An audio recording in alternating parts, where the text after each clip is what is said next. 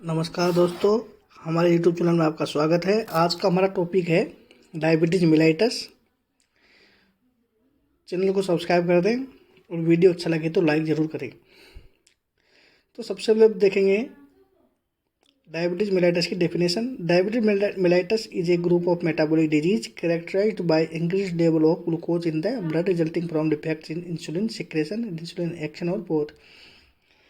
यानी कि diabetes mellitus जो है एक प्रकार का is a group of metabolic disease. इसमें इसमें क्या होता है कि इंसुलिन के सिक्रेशन में कमी या फिर इंसुलिन के एक्शन में कमी की वजह से जो ब्लड में ग्लूकोज का लेवल है वो इंक्रीज हो जाता है या फिर हाइपरग्लाइसेमिया हो जाता है। ये कंडीशन कहलाती है डायबिटीज मेलाइटस। ठीक है, और हम देखेंगे क्लासिफिकेशन। तो इसमें है type 1 diabetes, type 2 diabetes, gestational diabetes and other specific type of diabetes. सबसे पहले हम देखेंगे टाइप 1 डायबिटीज़ या फिर इंसुलिन डिपेंडेंट डायबिटीज़, जिसे हम जुवेनाइल डायबिटीज़ भी बोलते हैं। टाइप 1 डायबिटीज़ को इंसुलिन डिपेंडेंट डायबिटीज़ क्यों बोलते हैं? क्योंकि इसमें पेशेंट जो होता है वो पूर्ण रूप से इंसुलिन पे डिपेंडेंट होता है। ठीक है, इसलिए इसको इंसुलिन डिपेंडेंट डायबिटीज़ बोलते हैं। और दूसरे जुवेनाइल डायबिटीज़ बोलते हैं क्योंकि ये जुवेनाइल एज में या फिर चाइल्ड एज में होता है, इसलिए इसको जुवेनाइल डायबिटीज़ कहते हैं, बच्चों में पाया जाता है। A metabolic disorder that is characterized by an absence of insulin production and secretion from autoimmune destruction of beta cells of Langerhans in the pancreas। यानी पेंक्रियाज की जो बीटा सेल्स होती है जो कि इंसुलिन का सिक्रेशन करती हैं, उनका ऑटोइम्यून डिजीज की वजह से डिस्ट्रक्शन हो जाता है, तो इंसुलिन का सिक्रेशन नहीं हो पाता है। ठीक है, तो उसकी वजह से हाइपरग्लाइसेमिया कंडीशन हो जाती है। टाइप 1 डायबिटीज में ध्यान रखें कि पेंक्रियाज में जो बीटा सेल्स होती है उनका डिस्ट्रक्शन हो जाता है और उसकी वजह से इंसुलिन का सीक्रेशन नहीं हो पाता है। इसी वजह से इंसुलिन पे पेशेंट को डिपेंडेंट रहना पड़ता है। अब हम बात करें टाइप 2 डायबिटीज़ की, तो टाइप 2 डायबिटीज़ को हम नॉन इंसुलिन डिपेंडेंट डायबिटीज़ या फिर एडल्ट ऑनसेट डायबिटीज़ भी कहते हैं। नॉन इंसुलिन डिपेंडेंट डायबिटीज़ इसलिए कहते हैं क्योंकि इसमें पेशेंट पूर्ण रूप से इंसुलिन पर डिपेंडेंट नहीं रहता है, इसलिए इसको नॉन इंसुलिन डिपेंडेंट डायबिटीज़ कहते हैं। एडल्ट ऑनसेट डायबिटीज़ क्यों कहते हैं? क्योंकि ये जो इसका जो ऑनसेट है या फिर हम कह सकते हैं जो ये टाइप 2 डायबिटीज़ है वो एडल्ट में होता है। ठीक है, इसके बाद बात करें इसके डेफिनेशन की, तो type 2 diabetes is a metabolic disorder that is characterized by the relative deficiency of insulin production and decrease insulin action और एंड इंक्रीज इंसुलिन रेजिस्टेंस। ठीक है, तो टाइप 2 डायबिटीज़ में क्या होता है, इंसुलिन का जो सिक्रेशन होता है, प्रोडक्शन होता है वो कम हो जाता है, या फिर हम कह सकते हैं कि इंसुलिन का रिएक्शन होता है वो भी कम हो जाता है, या फिर इंसुलिन रेजिस्टेंस की वजह से हाइपरग्लाइसेमिया की कंडीशन होती है, वो टाइप 2 डायबिटीज़ मेलाइटस कहलाता है।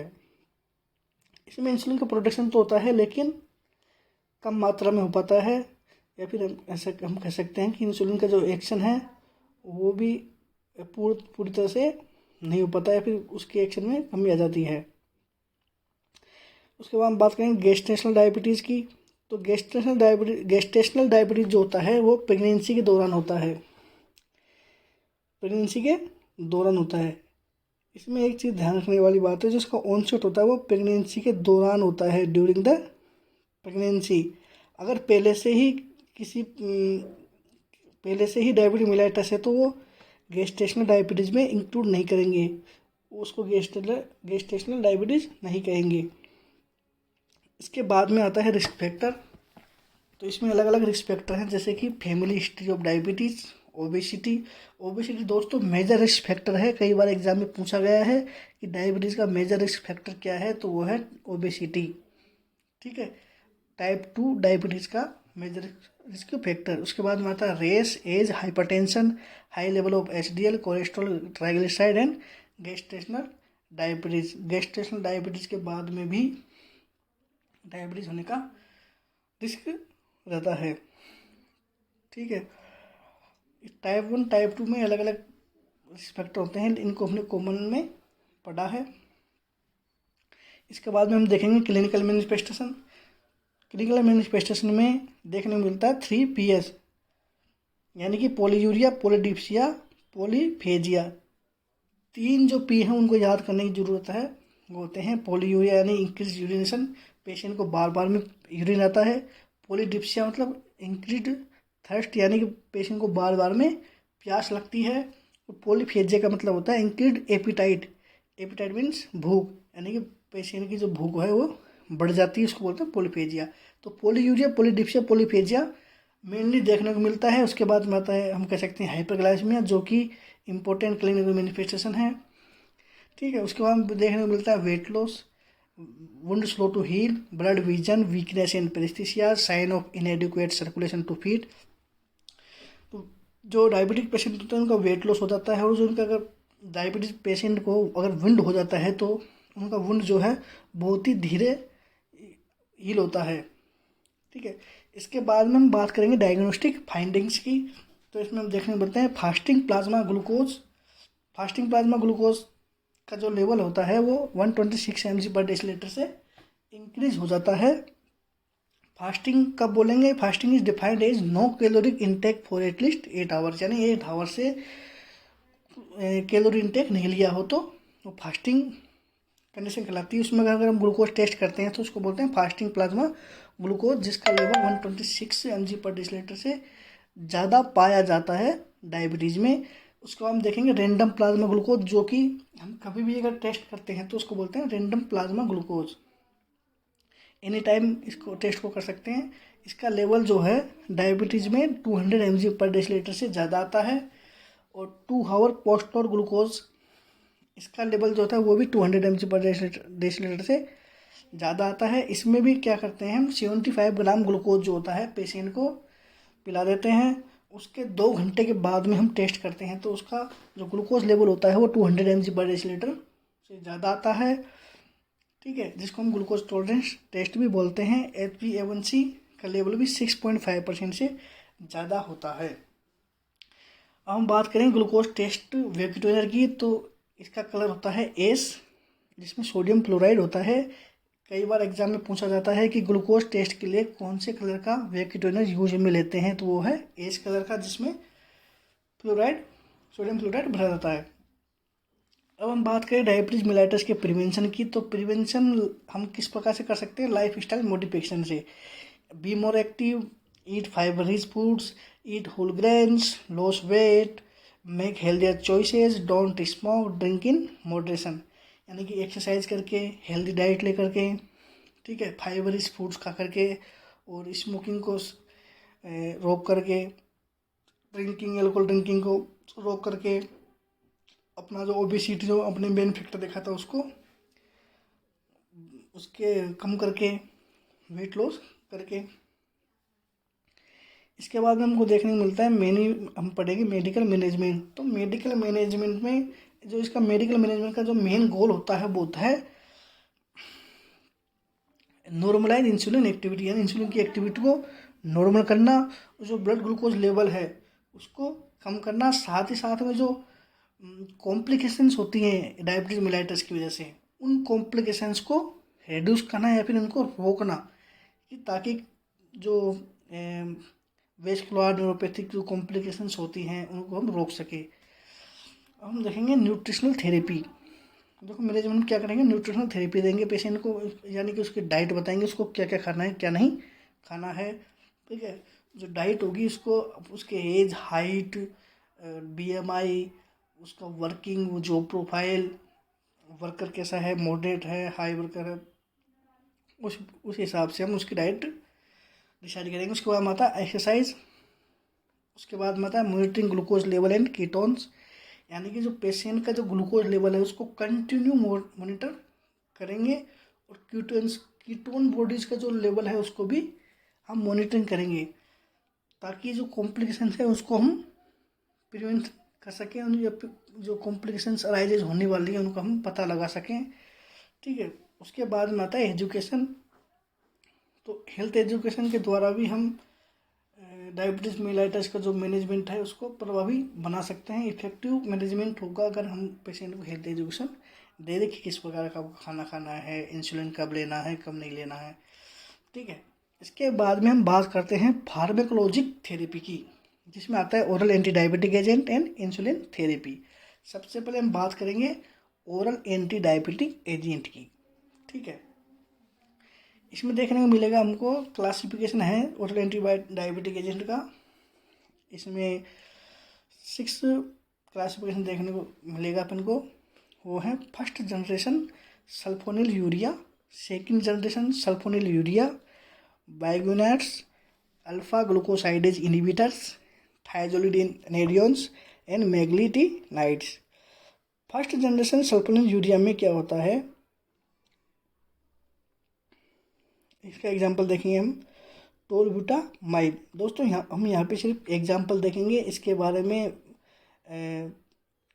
डिस्क्रिप्टिव रूप से हम फार्मेकोलॉजी सब्जेक्ट में पढ़ेंगे। तो फर्स्ट जनरेशन का एग्जांपल है tolbutamide, second generation sulfonyl urea का एग्जांपल है ग्लिम्पराइड, बाइगोनेट्स में आप देखने को मिलेगा मेटफॉर्मिन, अल्फा ग्लूकोसाइडेज इनहिबिटर्स का एग्जांपल है एकार्बोज, थाइजोलिडिनेरियंस का एग्जांपल है एक्टोज, मैग्लिटिनाइड्स का एग्जांपल है रेपाग्लिनाइड। तो ये अलग अलग टेबलेट आपने हॉस्पिटल सेटिंग में देखी होगी, जैसे कि मेटफॉर्मिन है, ग्लिम्पराइड है, ये तो मेनली देखने को मिलती है। इसके बाद में हम बात करते हैं इंसुलिन थेरेपी की। तो इंसुलिन थेरेपी में कौन कौन से कैटेगरीज में इंसुलिन को डिवाइड किया गया है वो देखेंगे। इंसुलिन किस प्रकार से काम करता है, उसका कॉम्प्लिकेशन क्या क्या है, तो इसको टाइम कोर्स के हिसाब से अलग अलग कैटेगरीज में डिवाइड किया गया है। अलग अलग टाइप का इंसुलिन हम देखेंगे, जैसे कि rapid acting, short acting, intermediate acting, long acting, very long acting. Rapid acting मतलब बहुत जल्दी फास्ट काम करता है। ठीक है, इसके एजेंट है लिस्प्रो, जिसको बोलते हैं हुमालोग, एक्सपार्ट, नोवोलोग। इसका जो ऑनसेट होता है वो होता है 10 to 15 मिनट, और जो पीक लेवल होता है वो 1 आवर होता है, ड्यूरेशन होता है 3 आवर। ठीक है, हम समझेंगे ऑनसेट क्या होता है। ऑनसेट यानी कि कितने देर में वो ड्रग काम करना स्टार्ट कर देती है, कितनी देर में वो अपना एक्शन दिखाने लग जाती है, उसको बोलते हैं ऑनसेट। पीक टाइम बोलते हैं कि उसका जो एक्शन होता है सबसे ज़्यादा किस टाइम होता है, उसको बोलते हैं पीक टाइम या फिर पीक आवर। उसको हम ड्यूरेशन मतलब होता है, ड्यूरेशन होता है कितने देर तक वो मेडिसिन काम करेगी, उसको बोलते हैं ड्यूरेशन। ठीक है, तो रैपिड एक्टिंग जो होती हैं वो बहुत फास्ट काम करती हैं। उनका ऑनसेट जो होता है वो 10 to 15 मिनट होता है, पीक लेवल 1 आवर होता है, और ड्यूरेशन 3 आवर तक होता है। उसको हम बात करेंगे शॉर्ट एक्टिंग की। शॉर्ट एक्टिंग में आते हैं रेगुलर इंसुलिन या फिर ह्यूमालोग, नोवोलिन आर, ये शॉर्ट एक्टिंग एजेंट है। उसका इसका जो ऑनसेट होता है वो 1/2 to 1 आवर होता है, और जो पीक लेवल होता है 2 to 3 आवर होता है, और जो ड्यूरेशन होता है वो होता है 4 to 6 आवर। ठीक है, शॉर्ट एक्टिंग है यानी कि कम समय के लिए काम करती है। ठीक है, यानी कि 1/2 to 1 आवर लगता है इसको काम करने में ऑनसेट, इसकी वजह से इसको शॉर्ट एक्टिंग में रखा गया है। इसका ड्यूरेशन जबकि कितना होता है 4 to 6 आवर। इसके बाद बात करेंगे इंटरमीडिएट एक्टिंग की। तो इसमें NPH इंसुलिन आता है, जिसको हम बोल सकते हैं न्यूट्रल प्रोटामाइन हैगडॉन। इसका ऑनसेट जो होता है वो होता है 2 to 4 आवर, पीक जो होता है इसका होता है 6 to 12 आवर, और ड्यूरेशन होता है 16 to 20 आवर ड्यूरेशन होता है। ठीक है, इसके बाद में बात करेंगे लॉन्ग एक्टिंग की। लॉन्ग एक्टिंग जो इंसुलिन होता है उसमें उसका एग्जांपल है अल्ट्रालेंटे। इसका जो ऑनसेट होता है 6 to 8 आवर, पीक होता है 12 to 16 आवर, ड्यूरेशन होता है 20 to 30 आवर। इसके बाद हम बात करेंगे वेरी लॉन्ग एक्टिंग की। तो इसमें आता है ग्लार्जिंग लेंटस, जो कि आपने कई बार देखा होगा। ऑनसेट होता है इसका 1 आवर, पीक होता है कंटिन्यू नो पीक, यानी कि इसका जो एक्शन है वो लगातार चलता रहता है, और उसका जो एक्शन होता है ड्यूरेशन होता है वो होता है 24 आवर्स। इसके बाद हम देखेंगे कॉम्प्लिकेशन ऑफ इंसुलिन थेरेपी। एक चीज़ वो ध्यान रखें कि ओनली शॉर्ट ड्यूरेशन इंसुलिन है वो IV दे सकते हैं, बाकी सब सिर्फ सबकुटेनस देंगे। तो कॉम्प्लिकेशन ऑफ इंसुलिन थेरेपी में आता है local allergic reaction. Systemic allergic reaction are rare, जिसमें अगर एलर्जी होती है तो अर्टिकेरिया फॉर्मेशन होता है। इसके बाद हम देखेंगे इंसुलिन लाइपोडिस्ट्रोफी। ठीक है, इसमें लाइपोडिस्ट्रोफी में दो प्रकार के देखने को मिलेगा, lipo atrophy and lipo hypertrophy. तो लाइपो एट्रोफी में loss of subcutaneous fat, atrophy मतलब होता है श्रिंकिंग ऑफ टिश्यू, यानी कि सिकुड़ जाना। तो इसमें क्या होता है, लाइपो एट्रोफी में जो सबक्यूटेनियस फैट होता है उसको उसकी एट्रोफी हो जाती है। आप देख सकते हैं इमेज में किस प्रकार से डिम्पलिंग हो गया है, क्योंकि ये क्या हुआ, श्रिंकिंग हो गई, एट्रोफी हो गई फैट टिश्यू की। उसके बाद में हम देखेंगे लाइपो हाइपरट्रोफी। इसमें क्या होता है, development of fibrofatty mass at injection site. ठीक है, आप देखेंगे इमेज में देखिए कि कैसे एक फाइब्रोफैटी मास का फॉर्मेशन हो गया है इंजेक्शन साइट पे, जहाँ पे इंसुलिन देते हैं उस जगह पे फाइब्रोफैटी मास का फॉर्मेशन हो गया है। ठीक है, दोनों में से आप समझ सकते हो, डिफ्रेंशिएशन कर सकते हो। इसके बाद हम देखेंगे इंसुलिन रेजिस्टेंस। क्या होता है कि बॉडी में इंसुलिन के प्रति एंटीबॉडी बन जाती है, वो इंसुलिन से बाइंड हो जाती है। ठीक है, इसकी वजह से इंसुलिन जो अवेलेबिलिटी होती है वो कम हो जाती है, जिससे इंसुलिन का एक्शन कम हो जाता है। इसके बाद हम बात करेंगे हम सोमोगाई फिनोमेनन की। तो इसमें normal blood glucose level presented bed time, यानी बेड टाइम में क्या होता है, ब्लड ग्लूकोज लेवल तो नॉर्मल होता है, लेकिन नाइट को 2 o'clock को हाइपोग्लाइसेमिक हो जाता है और अगेन 7 o'clock को हाइपरग्लाइसेमिक कंडीशन हो जाती है। ठीक है, इसका ट्रीटमेंट है decrease evening time insulin dose, यानी कि इवनिंग के जो टाइम जो इंसुलिन देते हैं उसका डोज कम करना। ठीक है, इसके बाद में हम बात करेंगे सुमोगाई डॉन की। सुमोगाई डॉन मतलब होता है प्रभात, सुबह। तो डॉन फिनोमेनन में क्या होता है, हाइपरग्लाइसेमिया अकर है between 5 AM to 8 AM। It may caused by nocturnal release of growth hormone, यानी कि नाइट में टाइम में जो ग्रोथ हार्मोन का रिलीज होता है उसकी वजह से मॉर्निंग में हाइपरग्लाइसेमिया कंडीशन हो जाती है। इसको बोलते हैं डॉन फिनोमेना। इसके बाद बात है इंसुलिन वेनिंग, यानी इसमें progressive increase in glucose level from bedtime to morning, यानी कि इसमें बेड टाइम से मॉर्निंग तक धीरे धीरे ग्लूकोज का लेवल बढ़ता हो जाता है, हाइपरग्लाइसेमिया कंडीशन होती जाती है, वो कहलाता है इंसुलिन वेनिंग। ठीक है, आपके सामने इमेज है, इसमें देख सकते हैं insulin waning, dawn phenomena and Somogyi effect क्या क्या है, उनका ट्रीटमेंट क्या क्या है।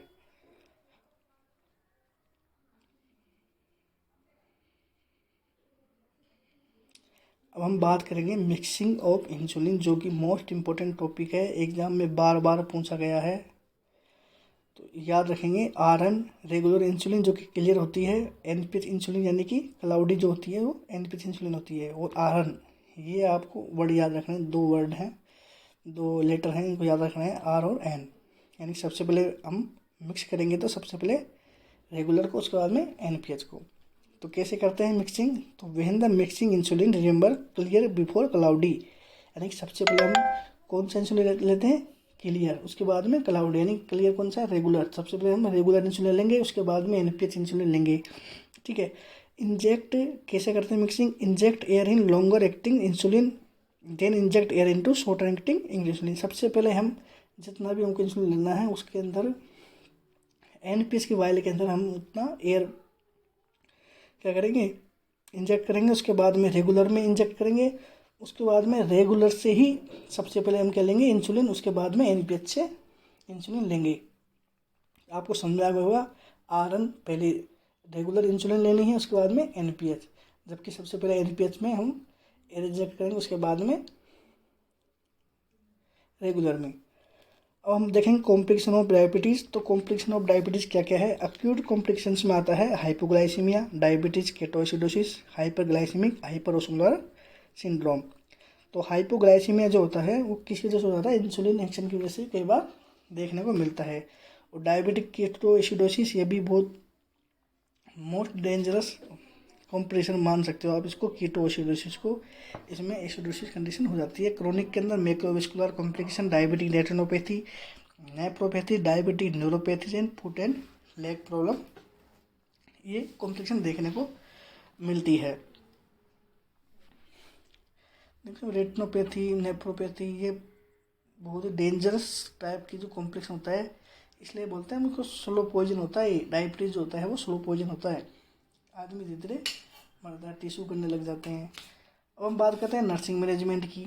इसमें आता है health education, glucose monitoring, prevention of complications, insulin administration. तो पेशेंट को हेल्थ एजुकेशन देंगे regarding diabetic and glucose monitoring करेंगे, prevention of complication. Prevention of complication कैसे करेंगे हम लोग? ग्लूकोज को मॉनिटरिंग करके, कीटोन बॉडी का पता लगा के। ठीक है, वीडियो को देखने के लिए धन्यवाद दोस्तों। चैनल को सब्सक्राइब कर दें, वीडियो को लाइक करना नहीं भूलें। धन्यवाद।